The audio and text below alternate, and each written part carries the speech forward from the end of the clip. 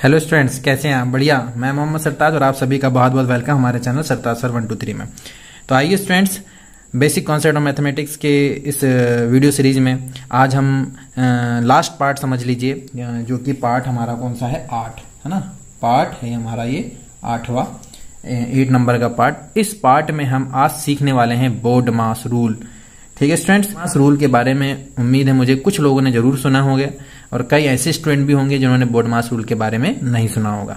तो आइए students, board मास rules होते क्या हैं और इसका उपयोग कहाँ किया जाता है, इसका यूज कहाँ किया जाता है। यानी बोर्ड मास रूल का उपयोग यूज जो है वो सिंप्लीफिकेशन के सवालों में या जो प्रॉब्लम्स होती है उसमें हम करते हैं।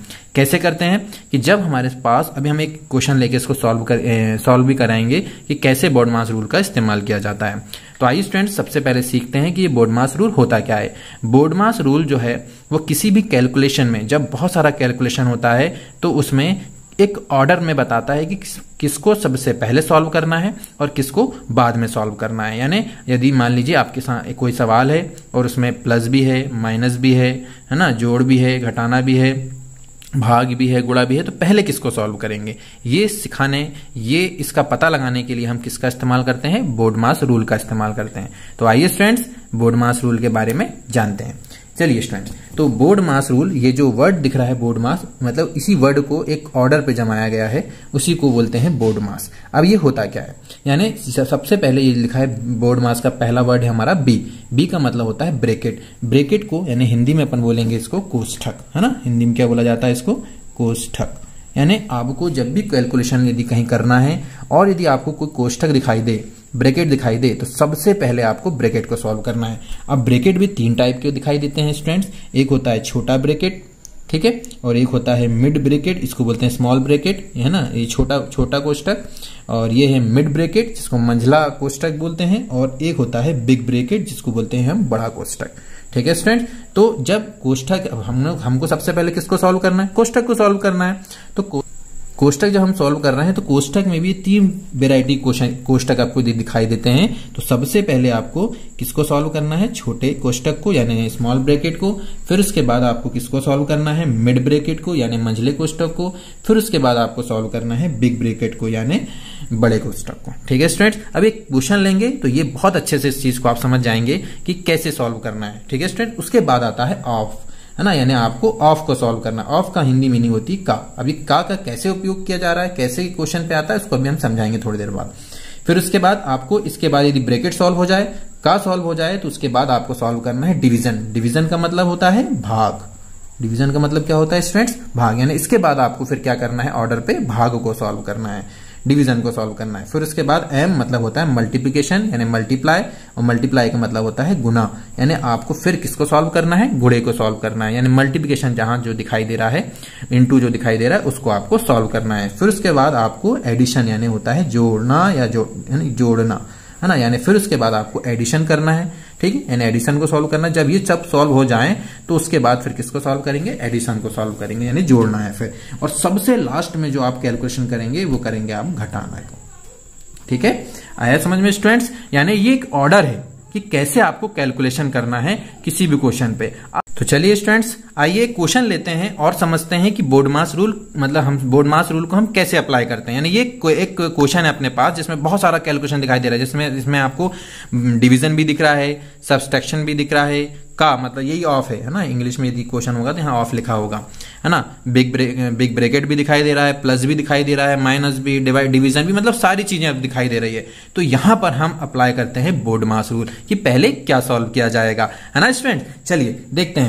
तो सबसे पहले हमने जैसे बताया आपको बोर्ड मास रूल में कि सबसे पहले किसको सॉल्व करना है स्टूडेंट? ब्रैकेट को सॉल्व करना है। बाकी चीज भूल जाइए, सबसे पहले किसको सॉल्व करना है? ब्रैकेट। अब ब्रैकेट में भी आपको ऑर्डर मैंने बताया कि सबसे पहले स्मॉल ब्रैकेट, फिर मिड ब्रैकेट और फिर बिग ब्रैकेट। चलिए देखते हैं, यहां पर ब्रैकेट तो है लेकिन ब्रैकेट में कौन कौन से ब्रैकेट दिखाई देते हैं। तो स्टूडेंट्स, यहां पर सबसे पहले हमको जो ब्रैकेट दिख रहा है इसमें 2 ब्रैकेट दिख रहा है। एक दिख रहा है हमको बिग ब्रैकेट, ये है बिग ब्रैकेट, और एक दिख रहा है हमको स्मॉल ब्रैकेट। तो मैंने कहा कि सबसे पहले आपको किसको सॉल्व करना है स्टूडेंट? स्मॉल ब्रैकेट को सॉल्व करना है। चलिए सॉल्व करते हैं।